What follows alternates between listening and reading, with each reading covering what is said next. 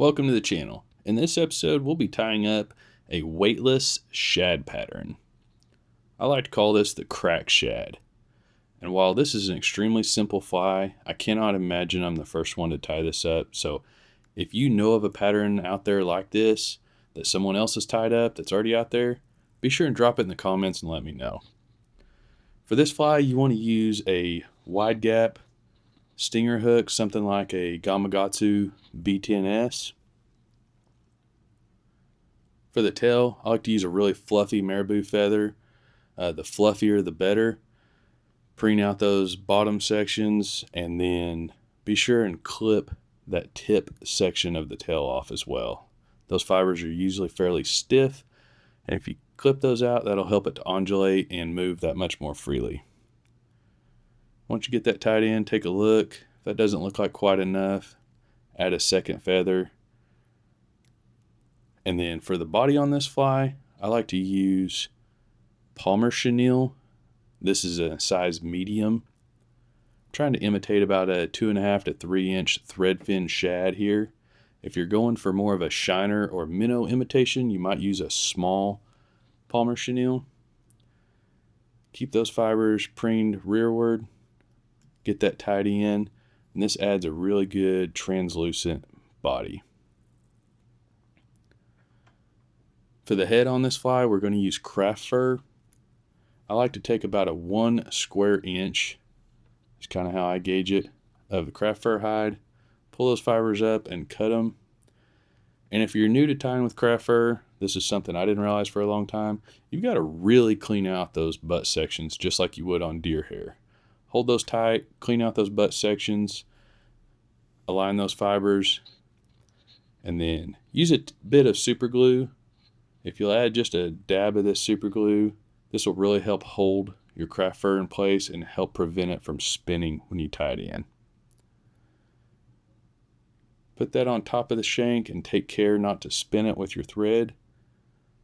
A good tip here, once you get it tied in, is to wet that craft fur with your fingers. This will help keep the top and bottom sections completely separate. Again, repeat the process on the bottom. Add a bit of super glue. Wet your craft fur before you lay it in there. Get a couple of loose wraps to secure it in place. Once you've got that, tighten it down.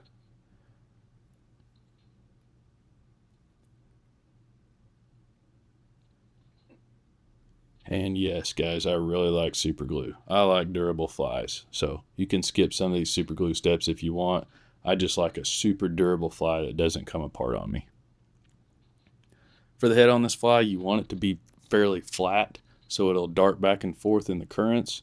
So I use scissors and trim the butt sections on the sides of the fly. Leave the top and bottom. That'll help prop the head up.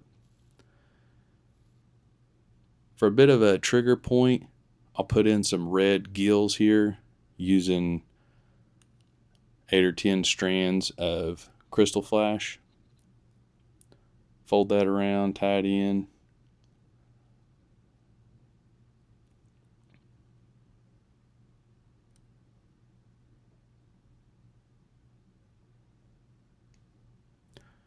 Once you get that crystal flash in, then you can go ahead and flip that head back. Take your time, and again, if you need to, re-wet those craft fur fibers. Build a little bit of a thread dam in front of that head. Keep it pinched rearward. I like to use a small hair clip. It's just a dollar store hair clip. Help hold it in place. Add some half hitches or a couple of whip finishes. Tie that thread off and get rid of it.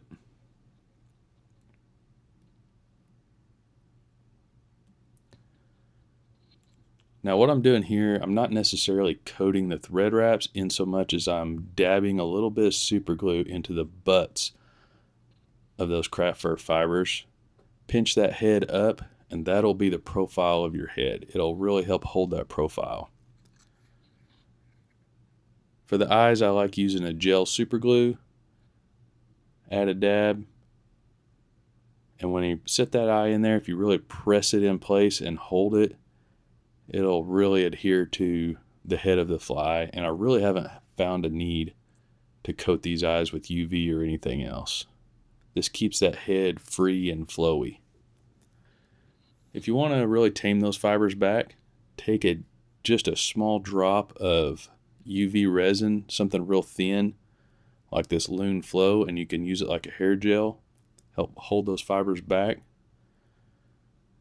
Just for good measure, coat those thread wraps, hit it with the UV light, and that's the finished fly, folks. Hope you enjoyed it.